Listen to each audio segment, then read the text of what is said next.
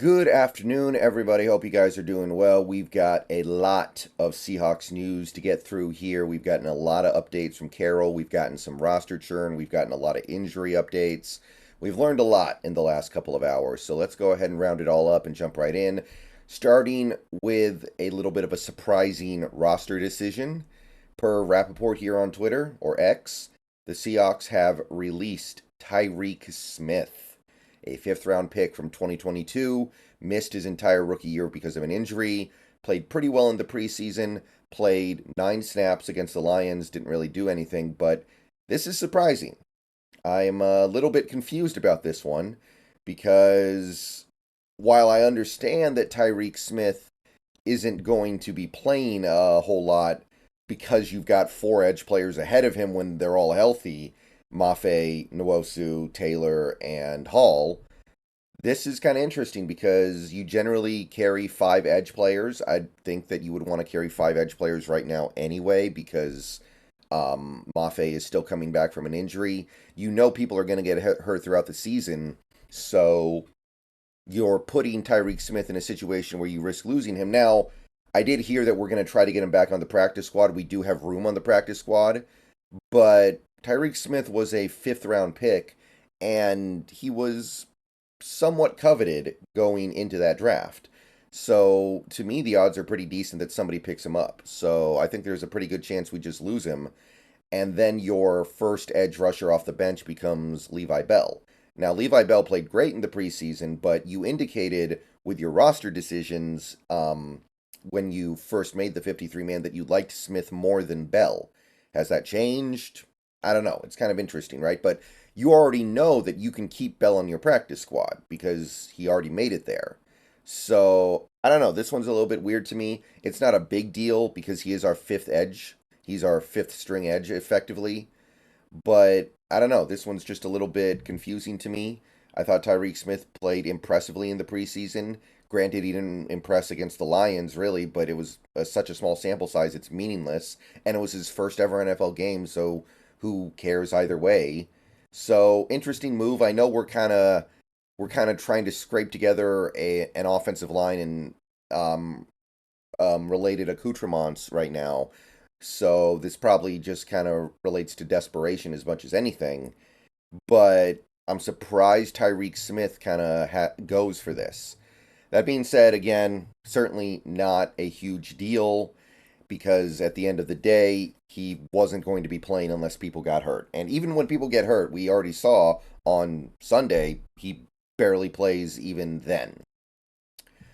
All right, a little bit more roster news. Mike Dugar has the update here. Tight end Brady Russell has been signed to the active roster.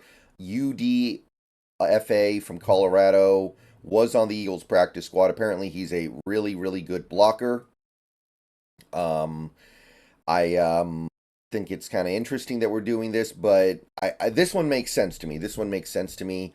We need we need tight end depth because of the tackle situation. I'm not expecting either tackle to be back this week. In fact, we know for a fact Lucas won't be, and Cross probably won't be. So we want to make sure we have as many tight ends as possible. And there is a little bit of a thing going on with Disley potentially with his shoulder. So we need to make sure we keep as many tight ends as possible. So that way we can help our tackles when they need it. So Brady Russell, really good blocker, and that's what he's going to be here to do for probably at least a couple weeks.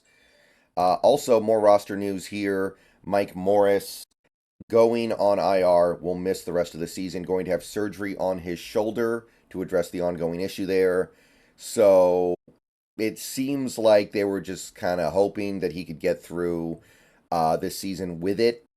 So they played him that first game, and it quickly became evident that it just wasn't going to work. So that makes me a little less unhappy about the way we treated the situation, I guess, because if he didn't get the surgery now, he was going to get it before in all likelihood, and they were just trying to see if he could go. So they gave it a game, and they quickly decided, no, no, this is not going to work. So he's going to miss the rest of the season, and we need another defensive lineman.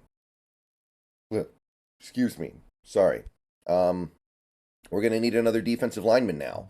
I know we made it through that Detroit game without having very many active, but I really don't think it's sustainable to give Reed and Jones this big of a workload and not have them wear down by the end of the season.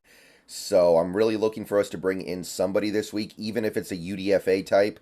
It doesn't have to be somebody really good. It just has to be somebody who can play. Or you're going to have to give Miles Adams a big uptick in work here because I know we're doing these two-man fronts now basically, and that's working marginally, I guess. Like I can't say it's working well, but it's working adequately on some level.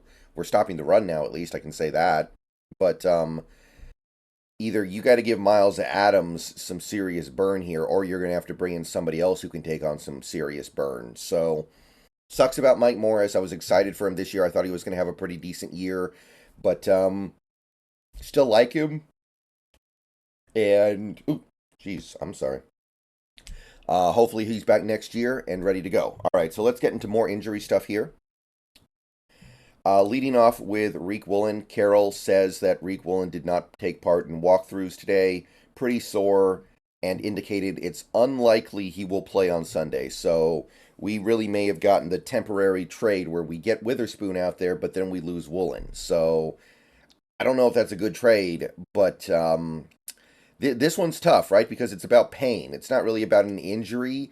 It's just about his pain tolerance. So the issue is you just don't know how long it's going to take for him to be ready to play football. So I don't know. I don't know what to think here, really. I don't know what to expect in terms of his recovery, but when Carroll says this, you pretty much know he's not going to play on Sunday. The fact that Carroll basically said it's going to take a big recovery for him to get back for Sunday, you can forget about it. So I'm already kind of crossing him off. Also kind of crossing off Charles Cross, no pun intended, was not in the walkthrough today, which is a bad indication for him being able to play on Sunday. But we've still got a few days left. It's possible. I just, with the way things went against the Lions, we don't need to hurry Cross back like it's some kind of a massive emergency. So I'm willing to wait, and I think this team is willing to wait. And we don't want to mess around with a guy who's part of the future of this franchise. In the good scenario, Charles Cross is our franchise left tackle for 10 plus years. We also got this from Mike Dugar. Good news. Boye Mafe and Devin Bush will practice today, so I would expect them to play. If they're practicing on Wednesday, as long as there's no setbacks, they're probably going to play on Sunday. So Devin Bush, obviously at this point, has become more of a backup type, but Mafe, he matters big time, and I'm really happy we're gonna probably have him on Sunday. Definitely need that guy. Also, DK Metcalf is okay. Probably not going to practice very much, according to Condota here from Carroll, but will be ready for the game. So, again, like with Woolen, it seems more about pain tolerance and less about he's actually really injured. Now, maybe he's got a cracked rib or something, and that's going to be a problem when opposing teams are aware of that and know that's something you're trying to exploit. But DK has proven he's a tough guy, and we can't be holding him out for an extended period of time because it's something that he's physically capable of playing through. We need him out there. So there is definitely some good news here. It's not all good news at all. Don't get me wrong. I'm not thrilled about some of this stuff, but Metcalf, Mafe, and Bush, those guys matter. Those guys, even if Devin Bush only plays special teams from here on out, he matters. All right, we also got this from Greg Bell. We got some stuff that is not necessarily directly injury related, but it is tangentially related to injury stuff. So Pete talked about Witherspoon, talking about moving him inside to nickel. He said it's a possibility, but he indicated that it wasn't going to happen this week. Witherspoon's going to stay on the outside in this Panthers game, which totally makes sense if Woolen isn't going to play. If Woolen doesn't play, then we need help on the outside. And I know nickel corner is a problem for us right now. Like, we're seeing that Julian Love isn't really hacking it there. Kobe Bryant's not really hacking it there. Witherspoon may end up moving inside at some point, but we need help on the outside at the moment because of the Woolen situation, so we're just going to have to roll with it.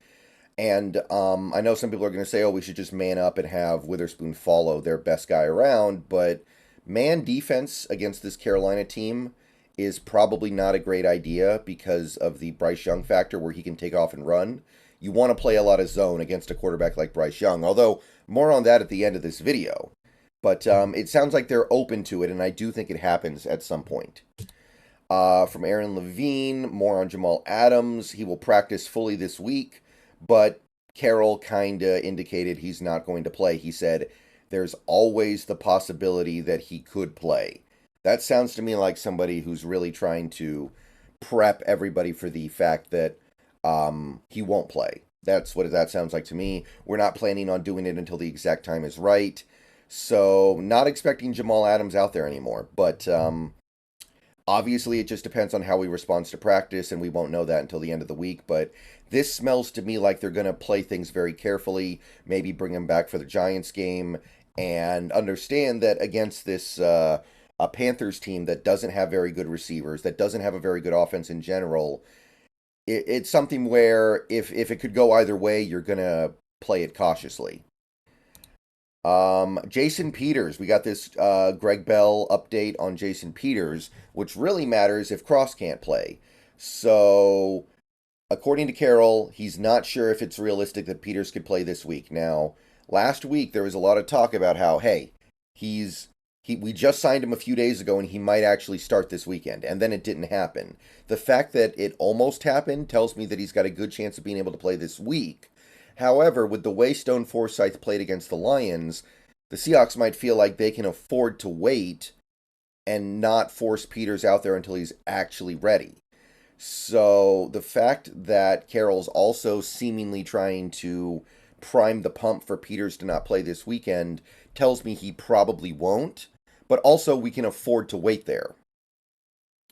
So I don't feel too bad about this one, but I do believe that until Cross is 100% back, it's a good idea to have Peters around. And by the way, Cross might not be 100% till after the season. He may be dealing with that toe the whole rest of the year, even if he can play some. So having Peters around as another option, I think matters. So good for Stone Forsythe being able to prove himself at least capable enough to stick around in this offense. I did like that. But doesn't look like Peters is going to play this weekend, and I guess that's okay, but I'm going to be really excited for when we have him as a kind of break glass in case of emergency option. No meaningful update on Abe Lucas, but there is improvement after the surgery. No timeline according to Carroll, but good results so far. This from Adam Levine. Aaron Levine. I don't know why I know why I said Adam Levine, but it's Aaron Levine. Lucas can sense improvement after surgery. No timeline, so nothing concrete there, but general good news on the Lucas front. Curtis Crabtree here with an update on Will Dissly, a little banged up coming out of that game, bit of a shoulder issue. So that might be why we signed Brady Russell, which I talked about way back, like 3 years ago, I guess. So if Dissly is limited in any way, we're going to need another tight end option because Dissly's actually been playing phenomenally well through 2 games, catching the ball and blocking. So if he's banged up at all, then that explains why we needed to kind of have another break glass in case of emergency option. And that's about it for the Seahawks updates. That was a lot. It took us a long time to get through all that, but there's a lot of stuff going on with this team right now. A lot of injuries, a lot of roster churn stuff. Chris Steele, by the way, I didn't even mention him. He was added to our practice squad yesterday. So, unlikely to impact anything right now, but he kind of replaces Artie Burns on the PS. One thing from the Panthers camp right now, though. We already know Shaq Thompson is on long-term IR, out for this year. We already know about J.C. Horn, but developing situation in Carolina, this is huge. Bryce Young not practicing today due to an ankle injury. So, missing practice outright. Wednesday, not the biggest deal in the world, but at the same time, this guy is the franchise future.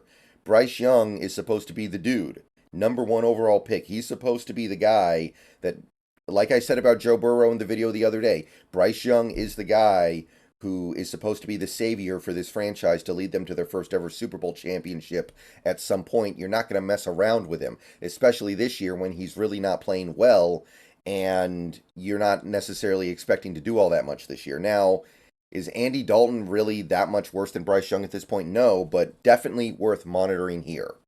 All right, see you guys later. Go Hawks.